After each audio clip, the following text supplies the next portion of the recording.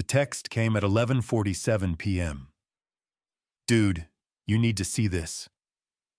The photo my cousin sent showed my fiancé and my best friend at a hotel bar, clearly not discussing wedding plans. I set my phone down, opened my laptop, and began typing. By morning, their betrayal would become the gift that kept on giving. My name is Derek Stone, 38 years old, and I run a successful digital marketing agency in Denver, Colorado. What happened over the next 3 weeks would prove that sometimes the universe has a sense of humor, and sometimes revenge is a dish best served at exactly 6 p.m. on a Saturday evening in front of 150 guests. But let me start from the beginning. I met Jessica at a marketing conference in Phoenix 2 years ago. She was working for a competing agency, brilliant with social media strategy, and had this laugh that could light up a room. We connected immediately over terrible conference coffee and ended up talking until 3 a.m. about everything from campaign analytics to our favorite hiking trails. Marcus had been my best friend since college. We'd been roommates at UC Boulder, started our careers together, and when I launched my agency 5 years ago, he was my first hire. Creative director, the kind of guy who could turn a boring insurance campaign into something people actually wanted to share. He was supposed to be my best man. Jessica and I got engaged 8 months ago. Nothing dramatic, just a quiet weekend at our cabin in Aspen. She'd been hinting about it for months, showing me rings on Pinterest, talking about venues. When I finally proposed by the fireplace with snow falling outside, she cried for 20 minutes straight. The wedding was planned for June 15th. We'd booked the Broadmoor in Colorado Springs, invited 150 people, spent months coordinating with caterers, photographers, florists. Jessica had become obsessed with every detail, creating spreadsheets for seating arrangements, sending me photos of centerpieces at 2 a.m. Marcus was involved in everything: bachelor party planning, venue walkthroughs, even helping Jessica design the invitations since he was our creative guy. Looking back, I should have noticed the signs, the way they'd stop talking when I walked into a room, how Jessica suddenly needed to run errands whenever Marcus was at our apartment, the inside jokes that didn't include me. 3 weeks before the wedding, I was supposed to be at a client dinner in Boulder. Last-minute cancellation, so I headed home early. That's when my cousin Danny called. "Derek, I'm at the Ritz downtown. You need to see something." The photo showed Jessica and Marcus at the hotel bar, her hand on his arm, his face close to hers, both of them looking very comfortable for two people supposedly discussing wedding arrangements. The timestamp showed 9:15 p.m. I'd talked to Jessica at 8:30, and she'd said she was home watching Netflix with a face mask on. I stared at the photo for a long time. Not with anger, surprisingly. More like pieces of a puzzle finally clicking into place. All those late meetings, all those times Marcus knew things about our wedding plans that I hadn't told him. All those moments when Jessica seemed more excited to text someone than talk to me. I didn't call Jessica.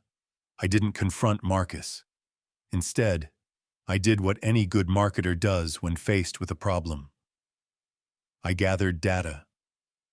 First, I checked our joint credit card statements online. Hotel charges I didn't recognize. Restaurants I'd never been to. A jewelry store purchase from 3 days ago for $1,200. Jessica had told me she was shopping for a gift for her sister. Then I opened my laptop and logged into my agency's social media monitoring tools, the same software I used to track brand mentions for clients. Within an hour, I had a complete picture. Jessica and Marcus had been careful about their own social media, but they couldn't control everyone else. Photos from friends' Instagram stories, check-ins at locations, even LinkedIn activity that showed them at conferences together that I'd never heard about. The timeline went back 4 months. 4 months of systematic deception while I planned our future. But here's the thing about running a marketing agency. You learn that perception is everything, timing is crucial, and the story you tell matters more than the facts themselves. And I was about to tell the story of a lifetime. The next morning, I called my lawyer, Jennifer Walsh. She specialized in business contracts, but I figured she'd have insight into what I was planning. "Derek, this is elaborate," she said after I explained my situation. "Are you sure you want to go this route?" "Jen, I've spent 2 years building a life with someone who's been lying to me for a third of our relationship. They think they're smart, but they forgot something important." "What's that?" "I'm a professional storyteller, and this story has the perfect ending." Over the next week, I put my plan into motion. Jessica and Marcus had no idea I knew. I kept showing up to wedding planning meetings, confirming RSVPs, acting like the excited groom-to-be.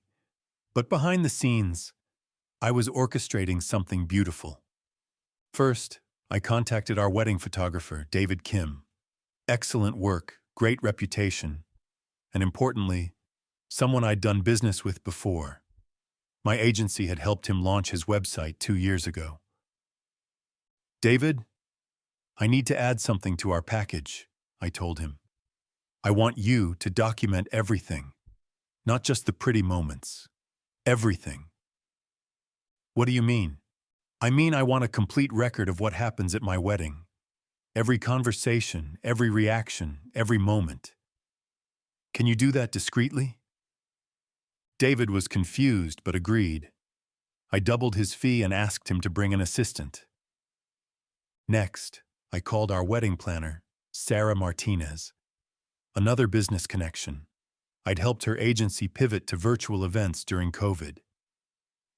"Sarah, I need to make some last-minute changes to the ceremony." "Derek, we're 10 days out. What kind of changes?" "I'm writing my own vows, personal ones, and I want the microphone system to be crystal clear. Everyone needs to hear every word." She was hesitant but agreed. I was the client, after all. Then came the hardest part, acting normal around Jessica and Marcus. Jessica was stressed about final details, asking me to confirm things with vendors, worried about weather forecasts. "You seem really calm," she said one evening as we reviewed the seating chart. "Aren't you nervous?" "Why would I be nervous?" I replied, looking directly at her. "Everything's going exactly according to plan." Marcus stopped by the office that Friday, supposedly to finalize his best man speech. "You ready for the big day, man?" he asked, that familiar grin on his face. "More ready than you know," I said. "I think it's going to be a wedding people talk about for years." The Friday before the wedding, I made one final preparation. I created a presentation. 23 slides, clean design, professional layout. The kind of presentation I'd deliver to a boardroom full of executives. Except this one was for 150 wedding guests. Saturday, June 15th. The Broadmoor, 6 p.m. ceremony. The day was perfect. Colorado sunshine, mountains in the background, guests arriving in their best outfits. Jessica looked stunning in her dress, moving through the crowd like she was floating. Marcus was charming everyone, making jokes, playing the perfect best man role. I stood at the altar, watching it all unfold. My parents in the front row, proud and emotional. Jessica's family, excited for their daughter's big day. Friends from college, colleagues from work, all gathered to celebrate love and commitment. The ceremony began perfectly. Traditional processional, Jessica walking down the aisle with tears in her eyes. She took my hands, and for a moment, I almost felt bad about what was coming. Almost.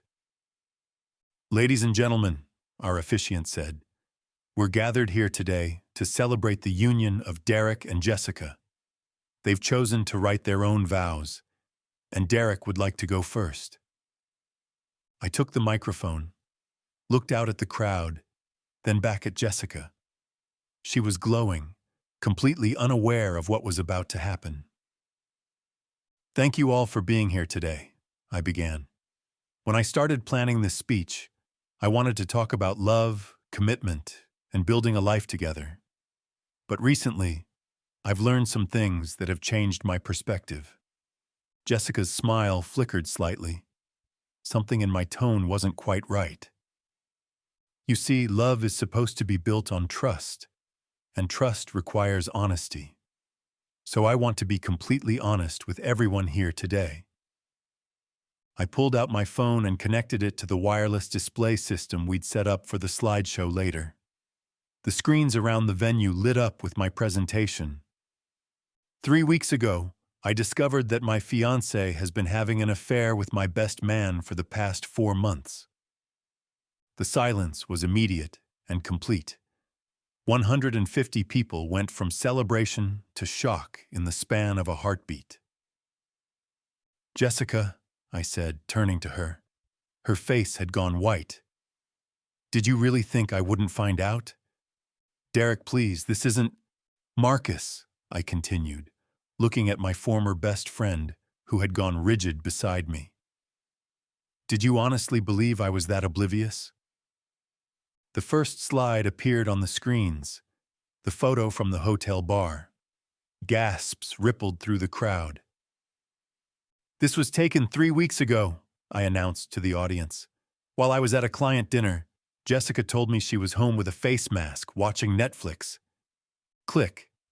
Second slide. Credit card statements showing hotel charges. These are charges from our joint account.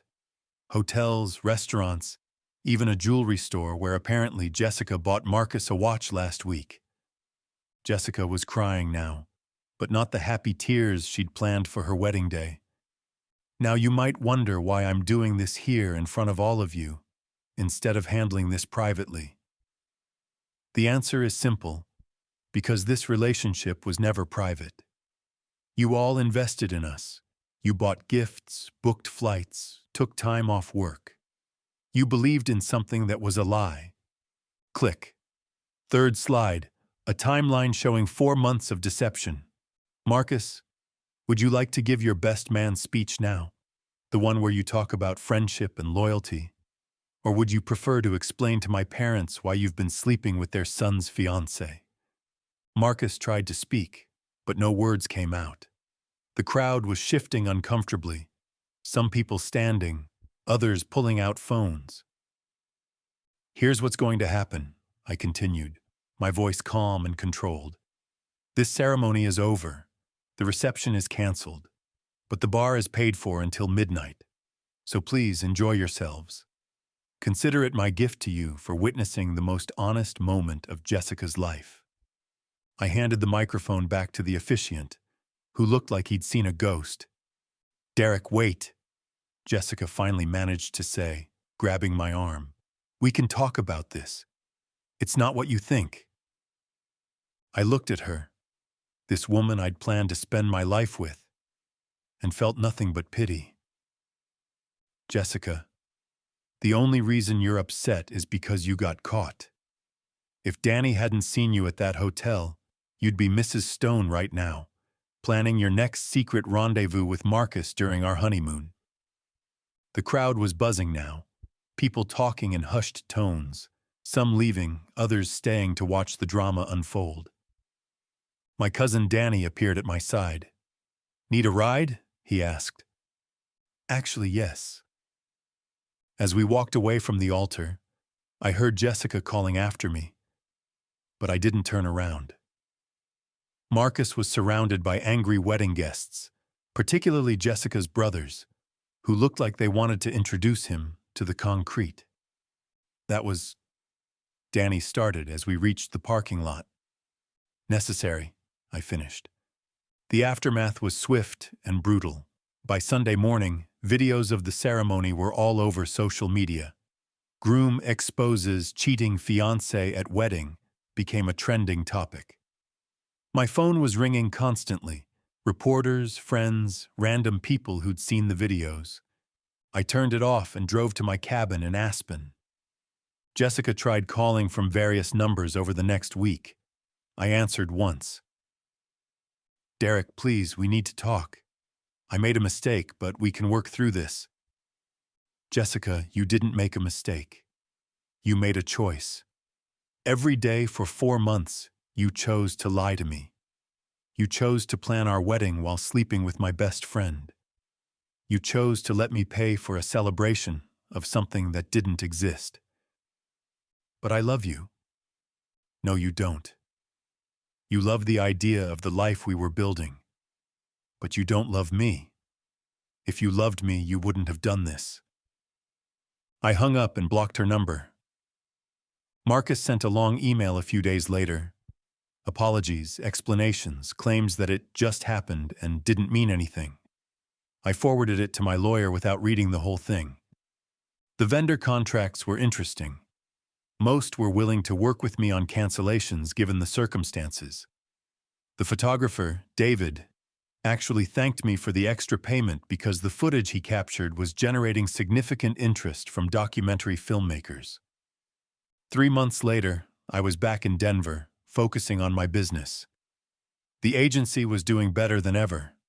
Turns out being known as the guy who handled betrayal with class was good for business.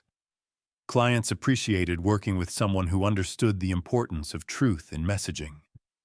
Jessica moved back to Phoenix. I heard through mutual friends that she and Marcus tried to make it work, but the relationship fell apart within 2 months. Apparently, relationships built on deception don't have strong foundations. Who would have thought? I sold the cabin in Aspen. Too many memories of planning a future that never existed. Used the money for a down payment on a house in Boulder, closer to the mountains I love but far enough from our old life together. 6 months after the wedding that wasn't, I got a message from an unexpected source. David Kim, our photographer.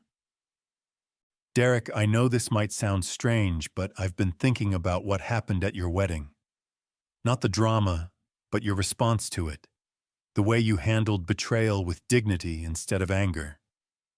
I'm working on a documentary about honesty in relationships, and I'd love to include your story if you're interested." I thought about it for a week before responding. The documentary, titled Truth and Consequences, premiered at the Denver Film Festival 8 months later. My story was one of 5 featured, each exploring how people respond when the fundamental trust in their relationships is broken.